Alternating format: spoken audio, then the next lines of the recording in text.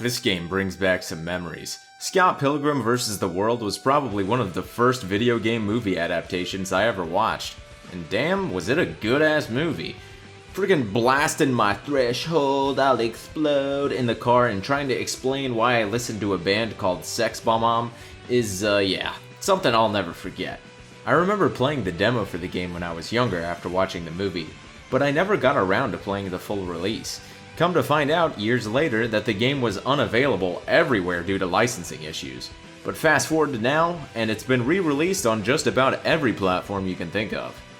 So, to get to the meat of this video, how does the game stack up to the movie as well as a video game in its own right? Well, sorry to say guys, it's definitely not as good as the movie.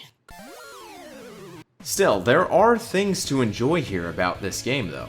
The music, for one. I mean, goddamn, who was in the studio producing this? By far, one of the best aspects of this game is progressing through the story just to hear more of the soundtrack.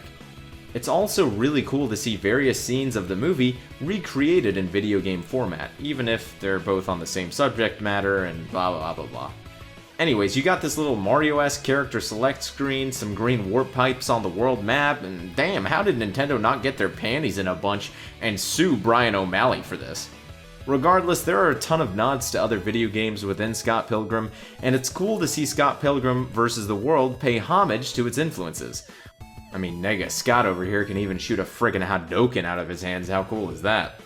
The character sprites and animations are also really well made. From Scott getting the shit beat out of him, to shoryukening enemies into the air, to getting sent flying across the screen, everything looks really good. The set pieces that the levels take place in are also very impressive. You got a cool little movie set stage, a stage where you're running through the streets of Toronto, one where you're running through a train and this ninja girl's cutting the train apart. The bosses are all pretty fun to fight as well, especially Todd Ingram. You know, the dude with the vegan powers. There's this little section where he's friggin' shredding what looks like some damn through the fire and flames by Dragon Force. Then Scott comes over, just punches him while he's mid-shred. He's kind of an asshole, not gonna lie. But it's moments like these where the game really won me over. However, that is where the compliments end. The gameplay itself is the core issue of why I would get frustrated with Scott Pilgrim vs. the World at times. I mean, just look at this shit. I can't even get up! Dude, oh my god, come on, I only have one light left. Please let me up, please let me... Dude, please... Dude, oh my god, I gotta do this shit over again. Oh my god, they both sat on me. God, the amount of times I would get wombo comboed would just kill this game for me. Not to mention, even on the easiest difficulty, this game is balls to the wall difficult, which wouldn't be such a bad thing if the core mechanics didn't feel so cheap. There really should have been some sort of invulnerability period after getting knocked to the ground. It would have helped really solve getting wombo comboed immensely. There is a small caveat to this because you can unlock an aerial recovery later in the game, but by that point the game's more than halfway over and you can still get wombo comboed even with the recovery. It just helps it to not happen as often. The enemies seem to guard against your attacks with no rhyme or reason. I'll just be punching and kicking, and the dude's just apparently got a Sharingan. I didn't know this was Naruto, but he can see my every move. And then I'll just stop attacking for a little bit, wait like a couple seconds, and then try to punch again, and then all of a sudden I'm hitting him. It doesn't make any sense. And then the enemies fall on the ground, and you can't hit them until they get back up. But then you unlock this move that lets you hit them while they're down. Why not just give me that move to begin with?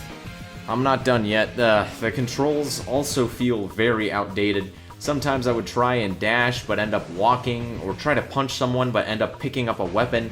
I think the section that really shows how bad the controls are is the part where there's this big-ass robot slamming floors, and you have to rapidly climb up the stairs using these awkward controls.